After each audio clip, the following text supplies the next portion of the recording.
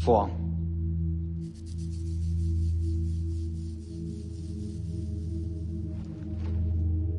知错了没有？确实没有想到徐凤年身边高手众多啊。重点不是高手，他背后是北凉。坐。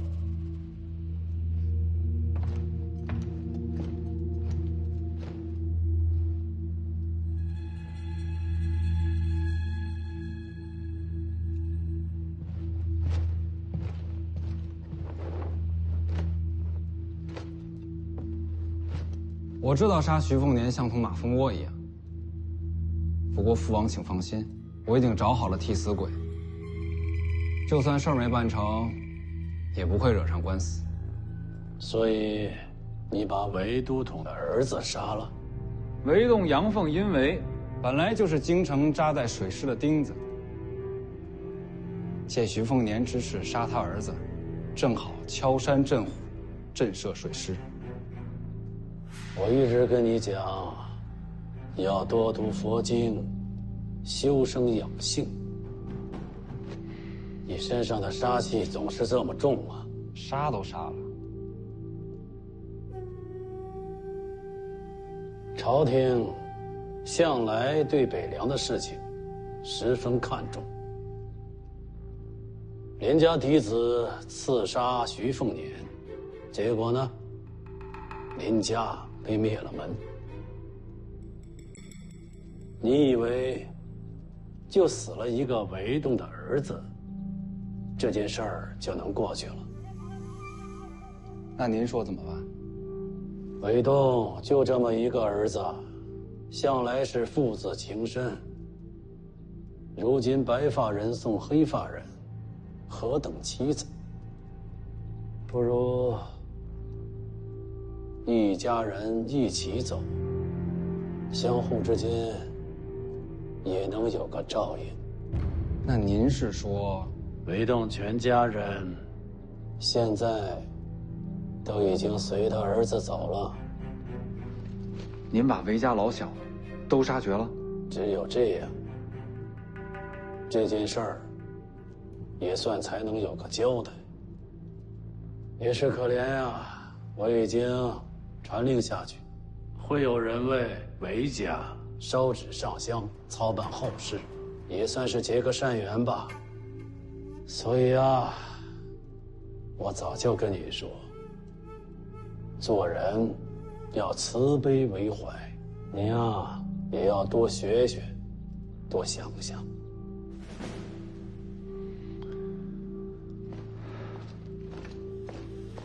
王爷，徐凤年身边护卫在门外传来消息。什么消息？徐凤年请您前往客栈一见。跟他说，本王念经修佛，暂时不便出门。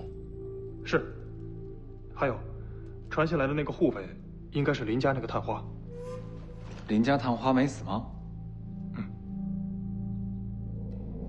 我说那个用赤甲剑诀的护卫那么眼熟。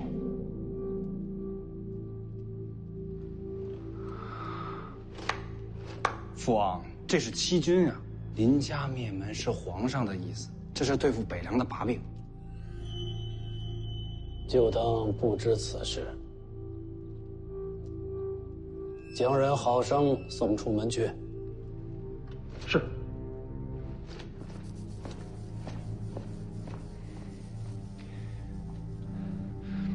父王，就算不抓那个姓林的，你也要听听徐凤年说什么吧。他毕竟代表北凉。如果不见他，那把人抓起来再说呀。不去管他。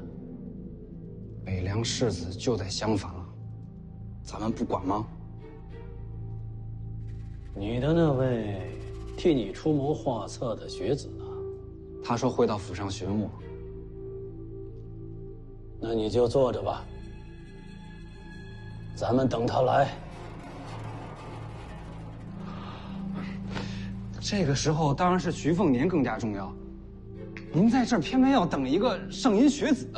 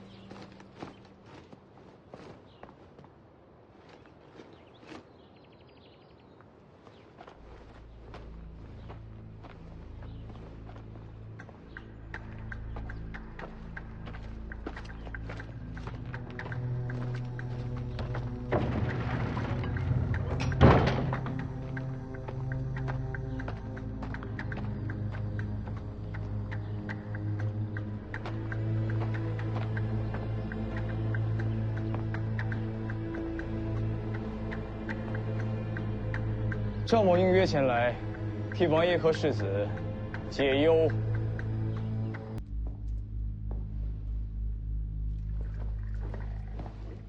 学生见过王爷、王妃、世子。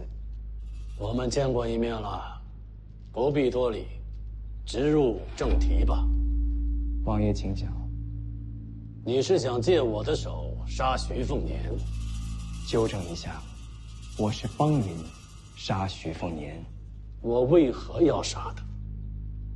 上次说过了，杀了徐凤年，北凉必反，天下大乱，王爷才能拨乱反正，重夺至尊之位。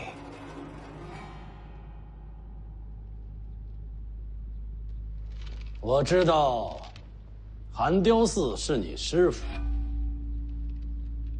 那老奴统领一众宦官，恃才傲物，可他却对你倾囊相授，连保命的福将红甲都送给了你，为什么？王爷想必已有答案。因为你姓赵，你母亲早早过世，随即你被寒雕寺送入京城，然后又把你送进了上阴学宫。学宫素来对学子家世严加排查，唯独对你，却没有人问及过你的父亲是谁。王爷觉得我的父亲是谁？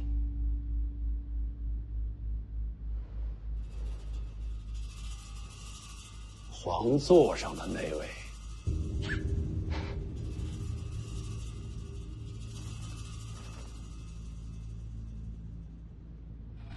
说起来，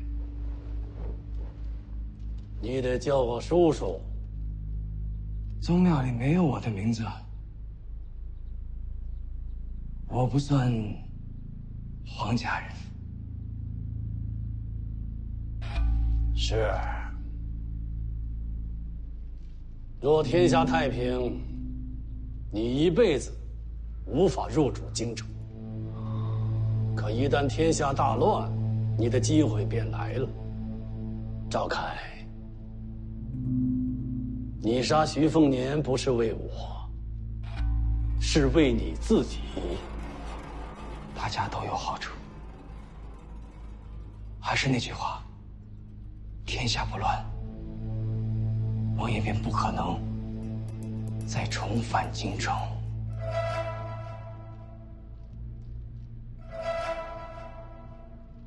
来人，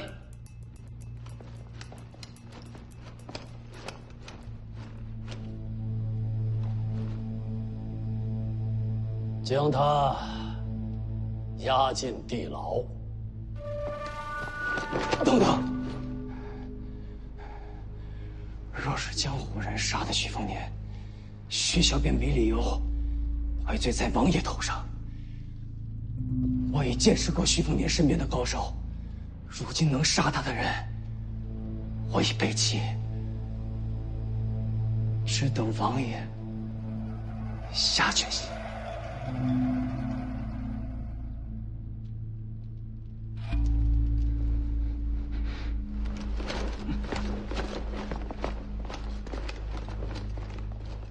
父王，他说的没有错。如果天下大乱，您定有机会。岂能见小利而忘命？这不是小利。杀不杀徐凤年不急在这一时，再等等消息吧。等什么消息？徐骁一路快马，现在已经快到京城了。他孤身赴京，岂不是找死？所以啊，我们急什么？倘若徐骁在京城被杀，我们再杀徐凤年，那便是锦上添花。倘若徐骁不死，我们又何必要做这出头鸟呢？京城是徐骁为乱世之因，他一到京，必死无疑。若真必死无疑，他又为何要去京城呢？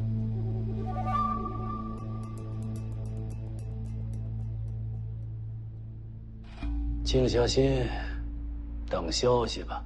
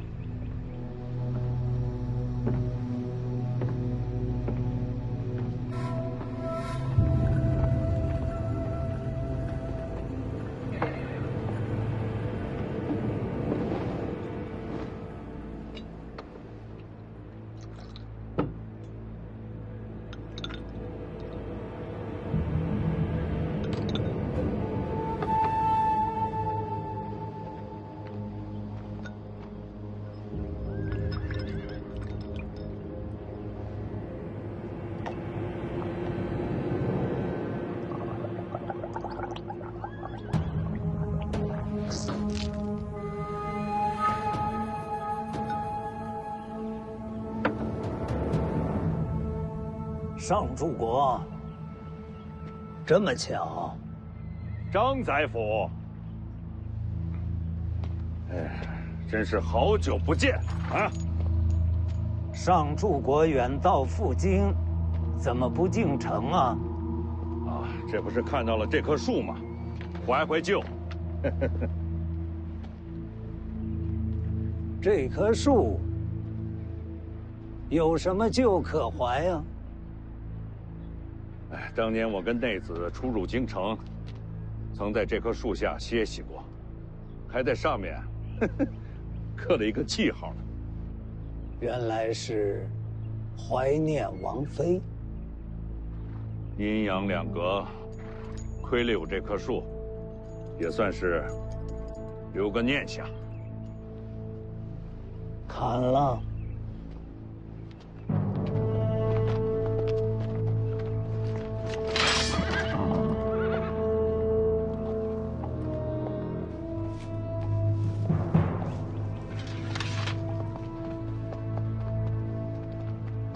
这树如此珍贵，还是给上柱国带回北凉，天天看着，天天念想。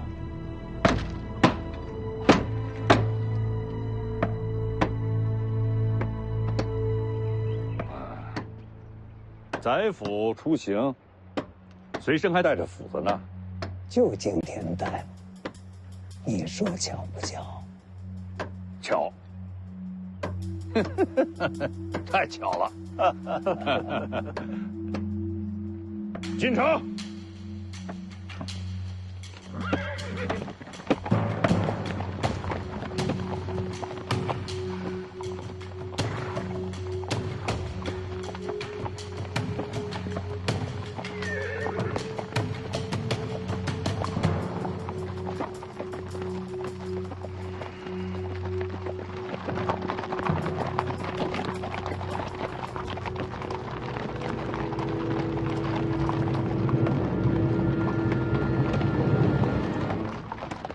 别停，看完它。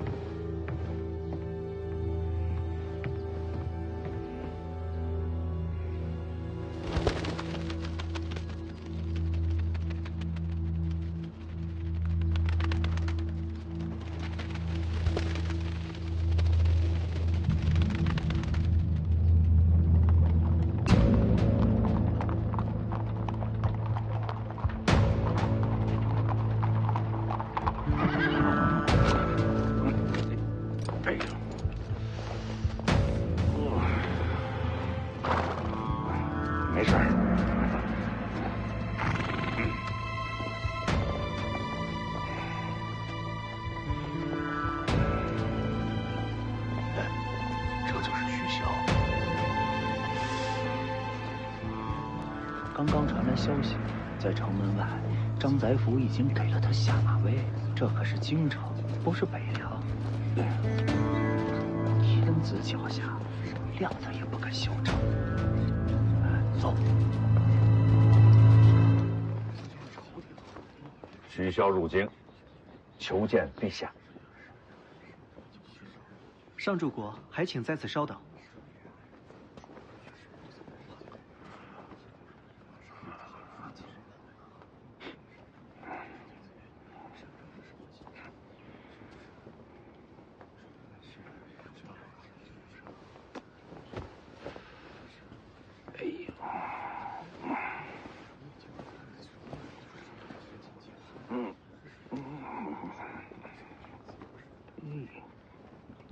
宫门前提刀牵马，何其狂悖不堪！京城重地，别乱了礼制。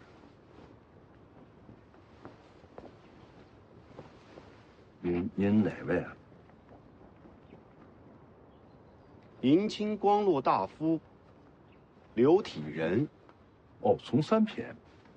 本朝用旧制，迎亲光禄大夫算正三品。原来算正三品，位高权重，位高权重啊！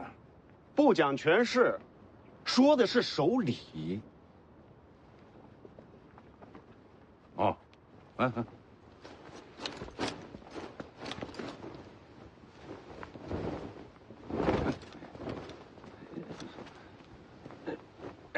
不仅仅是衣装，你那刀也该去了。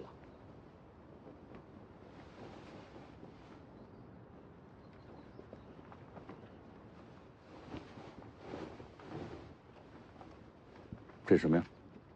蟒纹谁不知道？几爪？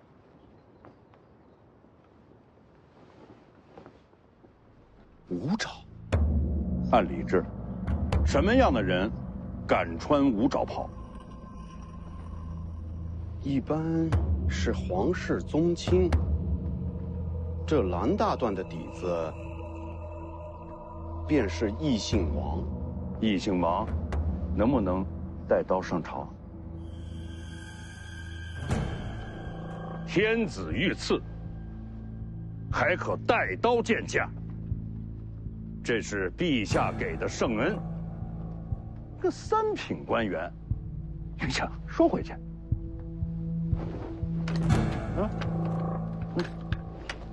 给拿着。我就是提醒。三品官员见王驾，该不该跪迎？满嘴的礼制，行为却如此的狂悖。哎呀，刘大人的官威要压过陛下的圣恩了。混账，怎能口不择言？你敢打我啊！打的就是你啊！我，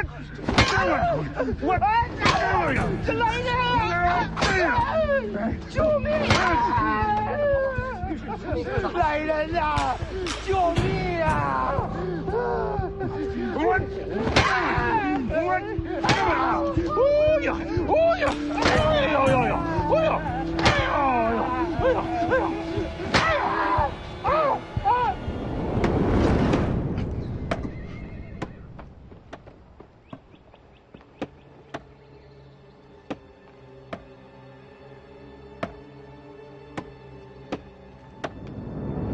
刘体仁，孤名脉之之辈，想借徐骁博取刚直之名，其行险恶。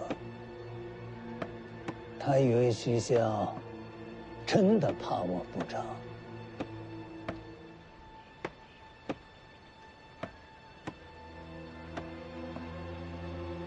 飞鸽传信送往荆州，给靖安王带个话：非物自外之，自中生于心。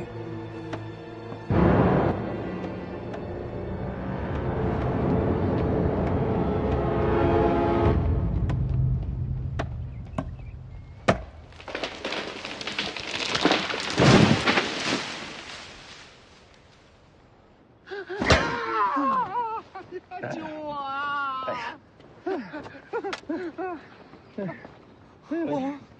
哎呦！你知道我为什么不跟人家这个张居禄计较吗？因为他是宰辅。哎，这跟官职没关系。哎，张居禄啊，这为王前驱，不计生死，我多多少少还对他有一点点的佩服。哎，那至于你啊，那纯属找死了。哎，来，接着来！来，上主国，上主国，见过上主国，杨太岁。上主国，哎，你这是干什么呢？反正等着也是等着，打着玩呗。郑三品，你打着玩啊？他挺勇敢的。上主国，陛下身体有恙，暂时见不了上主国。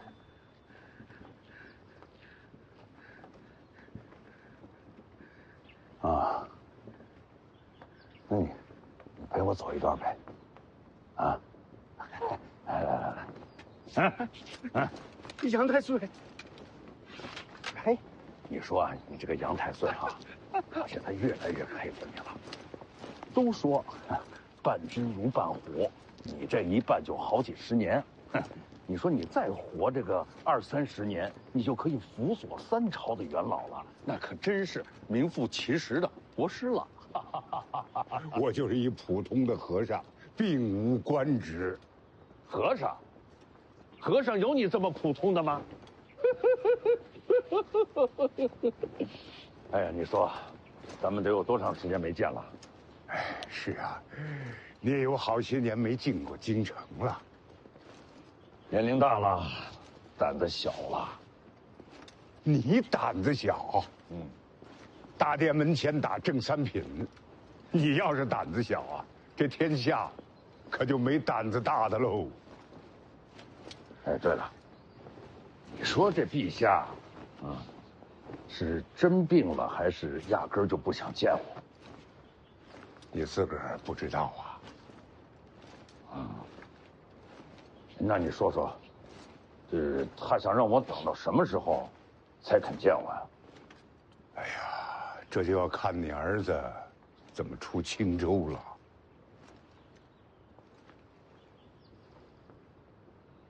你这个老家伙，还真说实话。所以啊，这京城百万人当中，只有你是我的朋友。哎呀，你要是不摸我脑袋，我便是你朋友。啊，对了，天下都说这个2样东西摸不得，一个是老虎的屁股，一个就是你杨太岁的这脑袋。又摸，走，下棋去，走。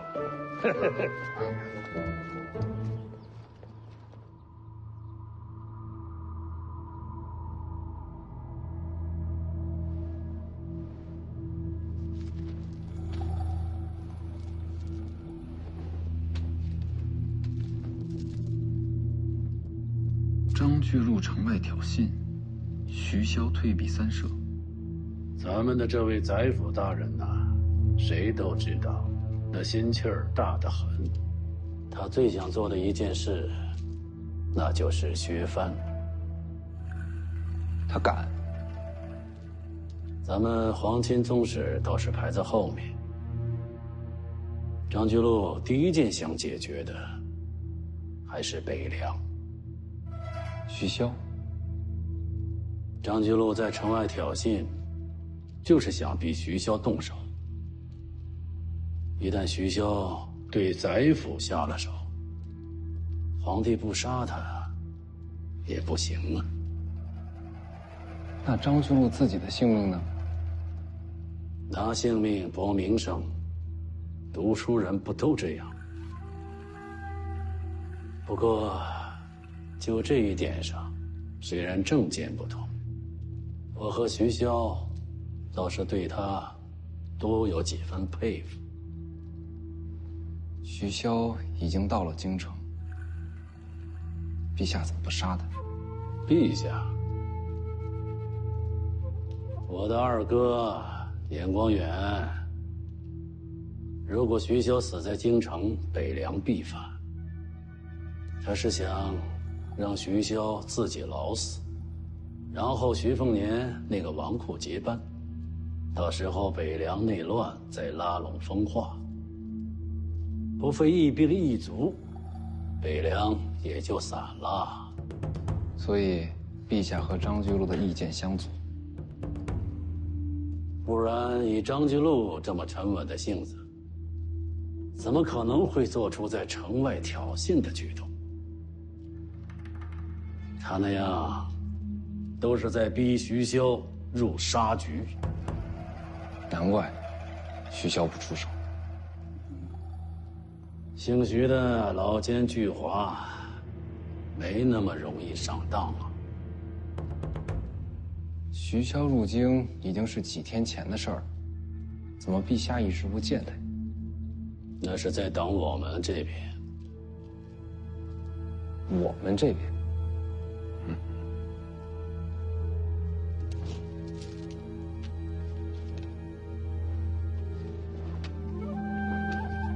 这是张居禄送过来的信。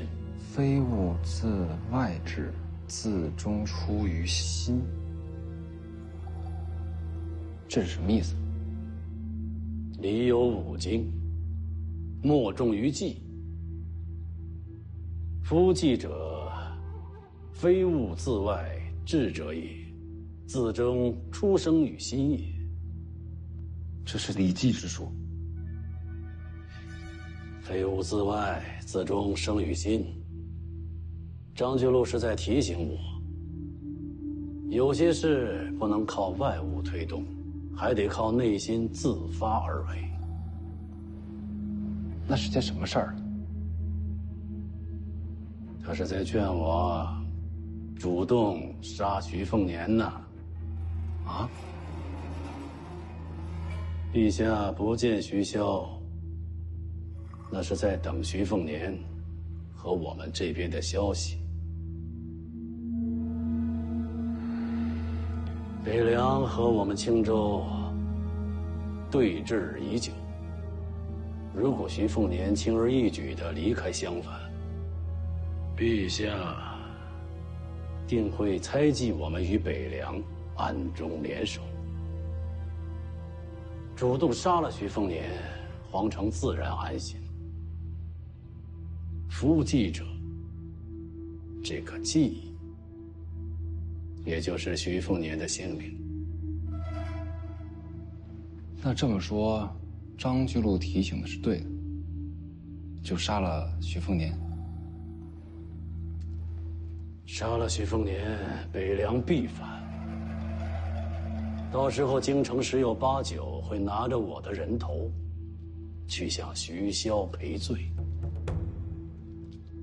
咱们这位张宰辅心思动得不错，劝我杀徐凤年。青州和北凉玉石俱焚，他的削藩大计就再无阻碍了。张居禄这老贼真够狠毒的，他就不怕把自己扯进来吗？就那10个字，什么明白话都没有，根本没有办法。老匹夫，这不是两难吗？啊，左也不是，右也不是，那该如何是好？既然都看着，那就动动吧。备车，我和王妃去见见徐凤年。他也去。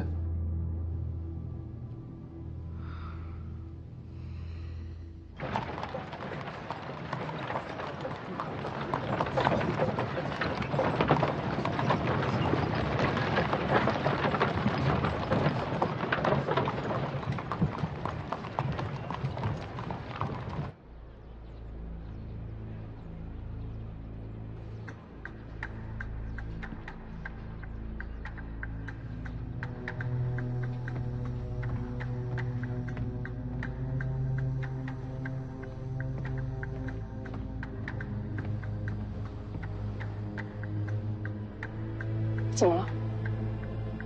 来者不善，人已等在后院，速去禀报世子。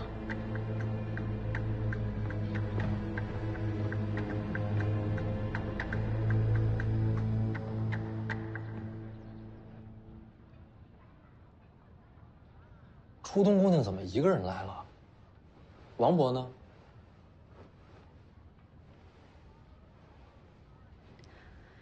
您身边已经有足够多的家人了，我配不上世子，还请世子放了我。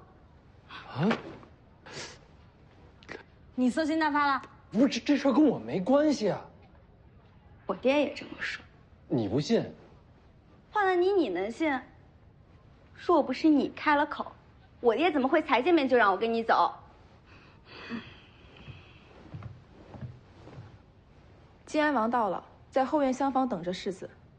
终于到了。一个人来的？王妃和世子赵巡都在，还有很多侍卫。好，我去就回，放心，我回来之后会把前因后果告诉你。我就在这儿等着。听说靖安王最宠的是王妃，你问这做什么？很重要。没错，青州境内都知道，晋安王将王妃裴南伟视作珍宝，青州皆知，无人不知。裴南伟是后娶的，结发妻早就过世了，如今裴南伟就是真伪王妃。明白了。哎，要不要去看一眼靖安王？有什么好看的？没有书读，我倒不如出去闲逛。走吧。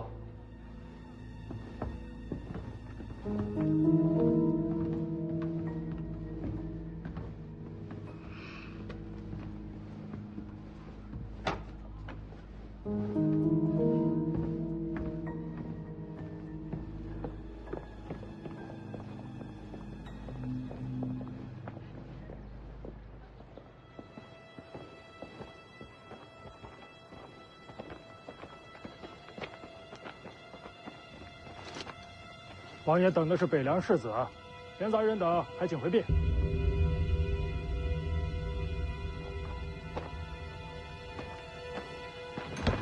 哎，为何关门？禀完美，不得无礼。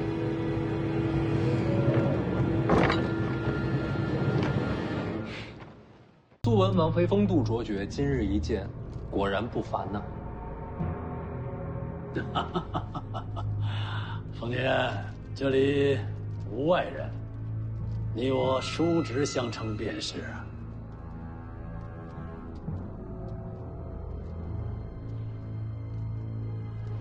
小侄见过靖安王叔。徐老兄虎父无犬子，我这儿子输了你一大截儿啊！王爷言重了。你与我的儿子在春神湖上闹了一些误会，我的儿子面子薄，不敢见你，只能是我和他娘陪着来了，让你见笑啊！还不认错？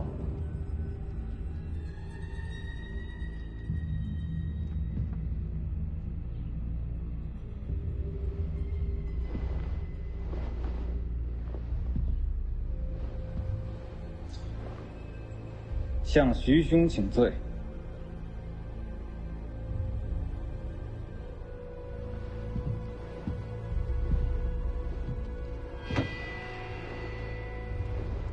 都是误会，小侄哪受得起荀哥一拜呀？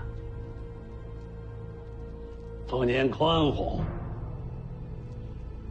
这就算饶过你了。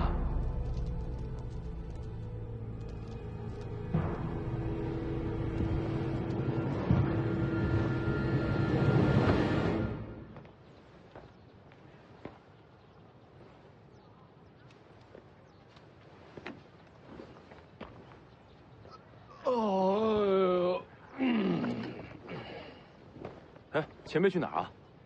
上街逛逛。这个时候去逛？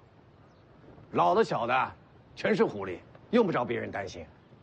嘿嘿。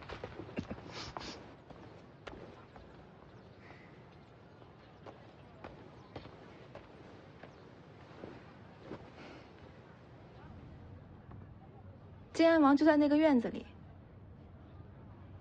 要不要进去报仇啊？你不用这么守着我，我是不会冲动的。如今我的命只为守护徐凤年而活。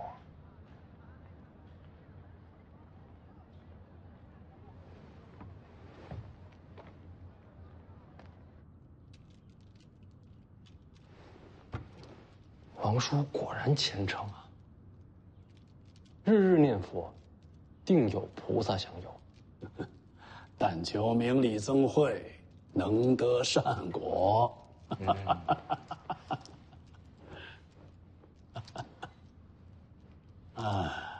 哎，对了，我听闻凤年前几日住到了母山岛上，是住了一晚。哦，岛上王灵泉王先生是我麾下爱将，想不到与你相熟，可谓交友广泛呐。实不相瞒，王伯从在军中任职，他是我的长辈。哦，原来如此啊！那就让王先生多陪凤年几日，等你走了以后，再让他回府中办事好了。不好意思啊，靖安王叔，王伯既是北凉旧部，那自然是要回北凉才对。落叶归根嘛，你说是不是？言之有理。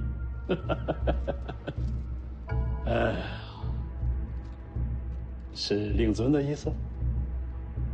这点小事儿，小侄自己便做主了。哎呀，北凉钟灵毓秀，凤年已然是徐氏麒麟儿，生犬子多矣呀。荆州才是人杰地灵，尤其是婶婶，真的好看。婶婶也信佛吗？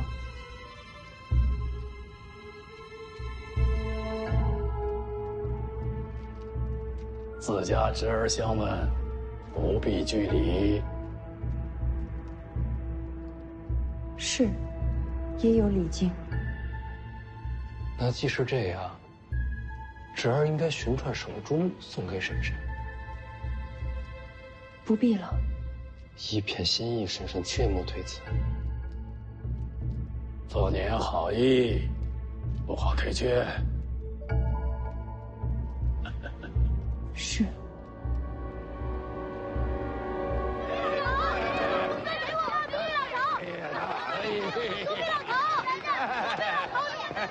待会儿啊！红色给我们，给你，去。哎，小丫头，这么巧？哦，刚问了价，棺材又涨了，这年月死都死不起。你这年纪就想着死了？孝子而生嘛，看透了就不怕了。做我弟子，没人敢让你死。哎，那不是王老爷子吗？是他，瞧着匆匆忙忙的。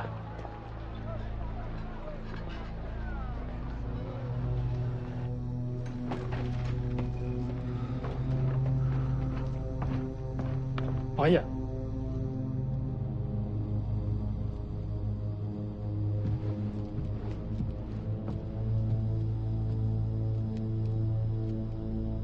去吧。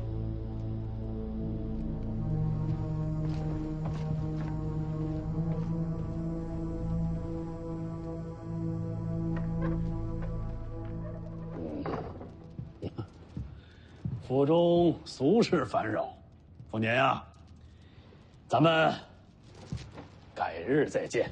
主儿恭送王叔。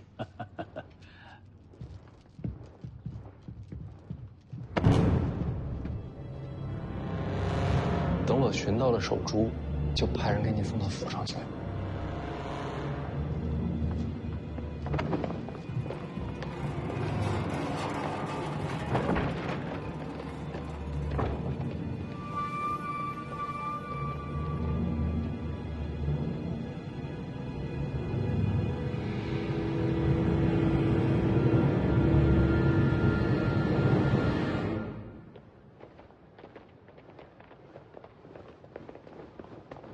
刚才我在街上瞧见王林泉了，但是他没来客栈，反而去了静安王府。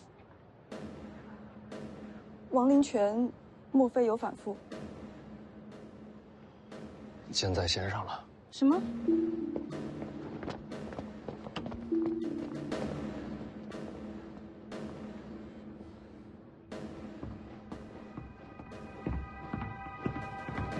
你来客栈，你爹知不知情？这与你有何关系？事关紧急，烦请实情告知。他不知道。有没有法子回母山岛？谁？我和你。船都被我爹扣着，你要回去找他就行了。不行，不能让他知道，咱们单独回去。你要做什么？你爹去了静安王府。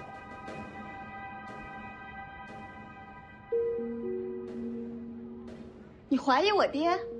你有没有想过，你爹为什么要大张旗鼓地迎我们上岛？从长远利益来看，他继续潜藏身份，对北凉更有利。还有，他为什么一定要把你塞到我身边来？难道你知道？他要救你的命。什么？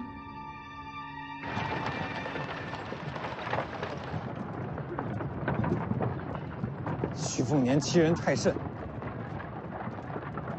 父王，那王林泉怎么还要打量来见您？这自然都是徐骁的意思。徐骁？徐凤年毕竟年轻啊。刚才说话间，意思很明白。他是想让王林泉全家迁回北凉。王林泉暴露身份，不走也不行。王林泉走了，他徐凤年就走不了。现在看上去，我这边骑虎难下，放徐凤年走，朝廷就会猜忌我和北凉结盟；而杀徐凤年，徐骁必定报复。可实际上，徐骁还是给咱们留了一条两全其美的路。留下王家。没错，王林泉已经摆明自己北凉暗谍的身份，把他们全家留在青州，就能够让朝廷看清咱们的立场。青州和北凉关系彻底闹僵，京城那边也就该让徐骁见驾了。想让朝廷放心，光扣留王家恐怕不够。是，要立场鲜明，就得灭了王家蛮族。这也是徐骁布的局。不然你以为王林泉为什么要堂而皇之的袒露身份？从他接徐凤年上岛那一刻，他已经做好了献出全家老小性命的准备了。把手下一家全都送上断头台，徐骁好狠心。如果这点狠心都下不了，徐骁就没资格下这盘棋。不可能。不然你爹为什么急着让你跟我走？跟你走才能救我的性命。毕竟为人父母，这都是你爹的计划。我们王家一开始就是弃子。现在回母山岛，我才能救下王家。我徐凤年从来不打算按别人的规则下棋。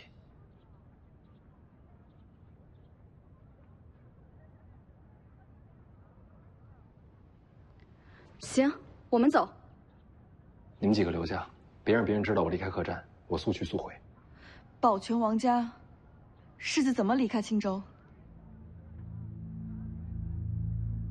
不走徐骁给的路，我就自己移山填海，造条新路出来。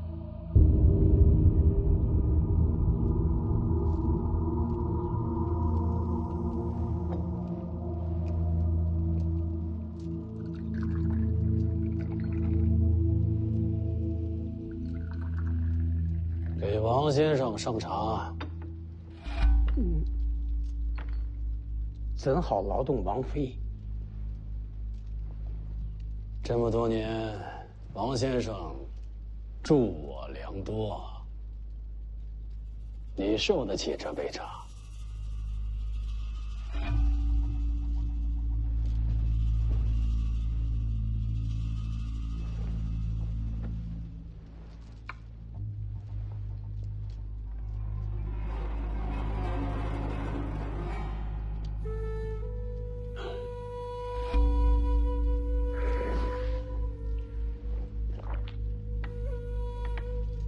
谢王爷，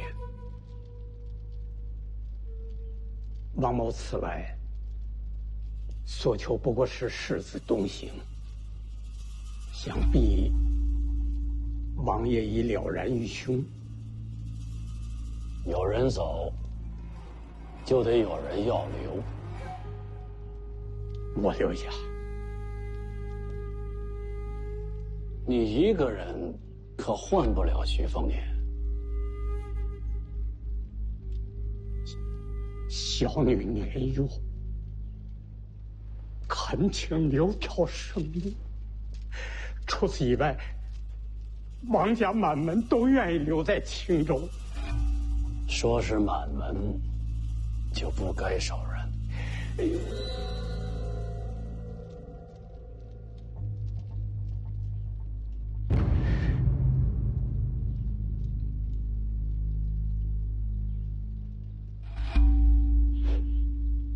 好，就按王爷的意思办吧。我这就回岛，将家人前来相伴。你们人一到，我即刻派人送徐凤年出青州。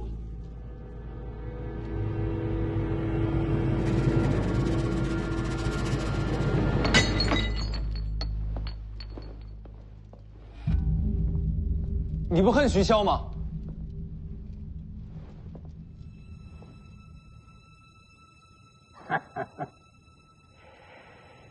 你不懂什么叫北凉军。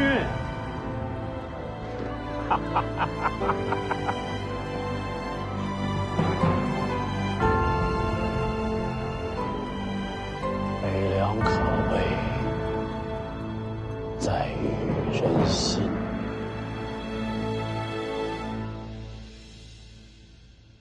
你下去，好好想想。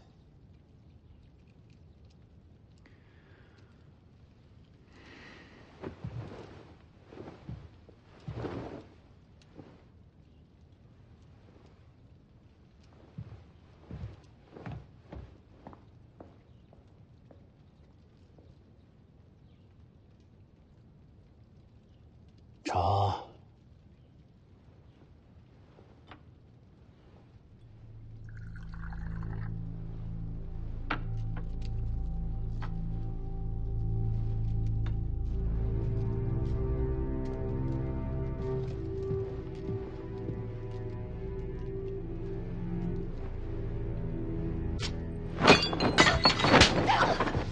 起来！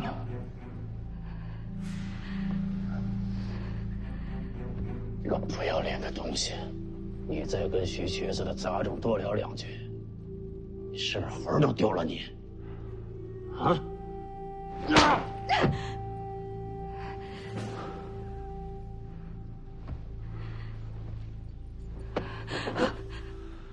你以为我不知道他摸了你的手？你这个贱人，你是不是觉得心里很欢喜？啊？我既是贱人，就不配做王妃了。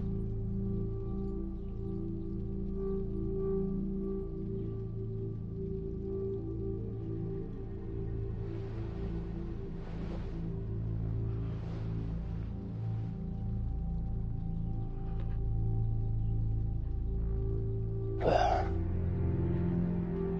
我能等你了。不能。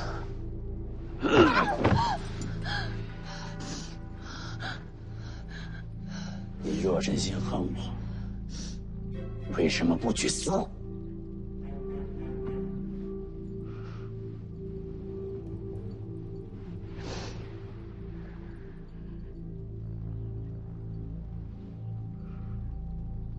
我怕死，所以嫁你。滚！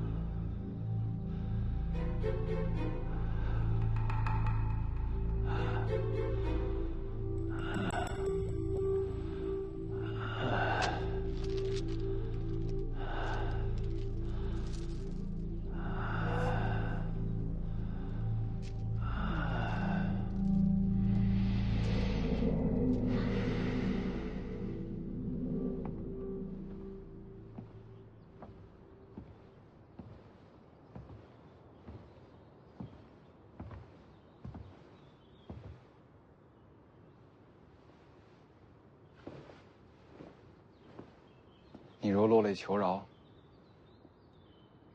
他或许会停手。多谢世子。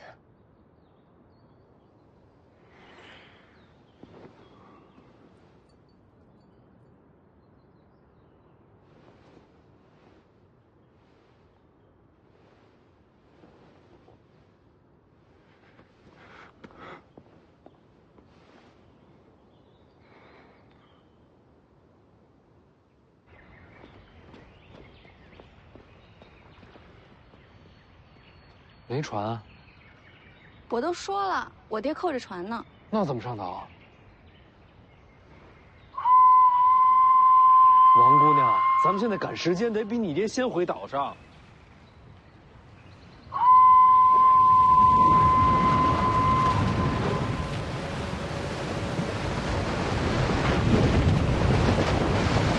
没船也能上岛。这是大圆，有点见识。我第一次见，还以为是乌龟呢。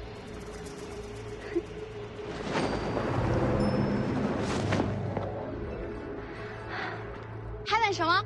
上来啊！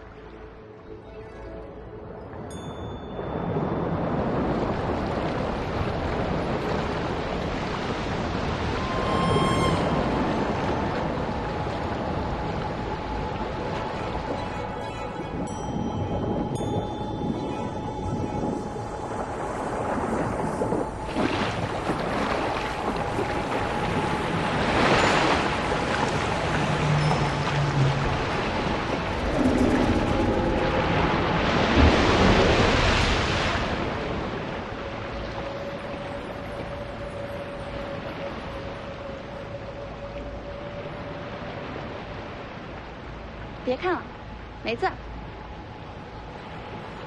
你哪儿学的大圆？小的时候湖边遇上，渐渐就熟了。他总不可能天生驼背，这大圆恐怕有自己的来历。要不你自己问问他。他还会说话？嗯，他还会念诗呢。都什么时候了，还有心思开玩笑？总比哭丧着脸好。也是。大黑，咱们快些回岛，赶着救人呢。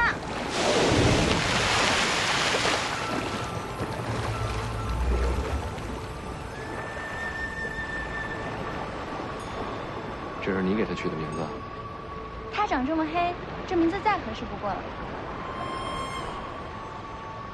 你能招来大员这事儿，不能让别人知道，否则会招来横祸。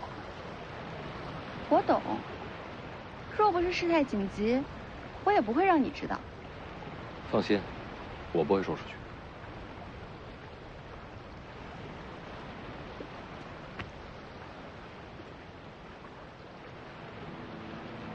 你为什么要救我们家？救人需要什么理由吗？你爹安排好一切，如今你搅乱布局，就等于让靖安王无路可退，岂不是很难离开荆州？是啊，我也明白，我只要狠狠心，按照徐骁给的规划走，就能安然离开。但是人呢，有时候还是傻点好。人不是越聪明越好吗？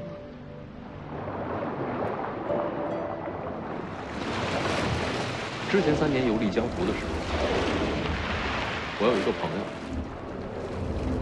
他叫做温华，是一名剑客。很厉害吗？我怎么没听过？他随身佩戴的是一把木剑，平生与人交战，从未胜过。木剑。穷，买不起真的。你怎么会跟这样的人交朋友？我跟老黄那个时候比他还穷，偷鸡的时候遇到他，一起逃命，后来就成了朋友。温华这小子，偷鸡摸狗，什么事儿都做过，衣服总是破破烂烂的，脸上呢，脏兮兮的。还整天嚷嚷要做就做一流的剑客。哪有这样的剑客？是啊，我也这么说过他。那你怎么突然提起他？我们结伴一起走过一段路，最穷困潦倒的时候，都快饿死了。有人出100两银票雇温华杀人，他杀了吗？他把银票扔了。因为要杀的是好人。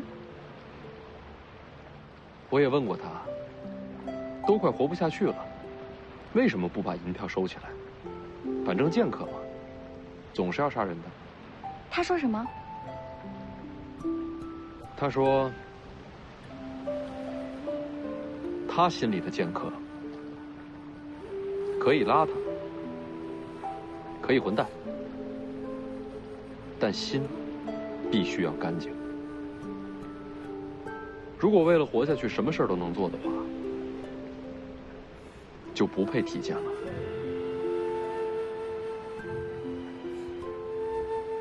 你说这事儿是不是特别傻？他明明手里只有一把木剑。还好。我也是傻，把他这话听进去了。所以，你不愿意牺牲我们王家，是因为你也想做个心里干净的人。我大概是做不成剑客，但我也想好好做个人。温华说，人这辈子最怕的就是心中有愧，所以我不想取舍，不想妥协。我只做我心中认为对的事儿。是很傻，我都不知道你这样的人怎么接受北凉。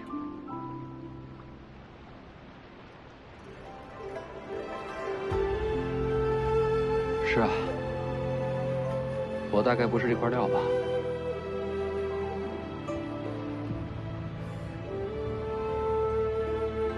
但我还挺希望看见你这样的北凉王，不取舍，不妥协，听着很傻，但是北凉交在你这样的人手里，应该会很有趣。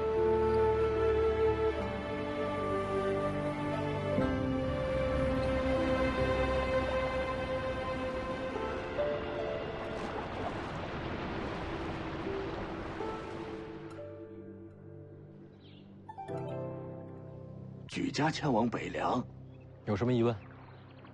哎呀，这么大的事儿，是不是等老爷回来再说呀？就是王伯的意思。不信你问你家小姐。没错，我得让大家尽快出发。这太仓促了，衣物家具还都来不及收拾呢。只带钱财和随身衣物，人先出发，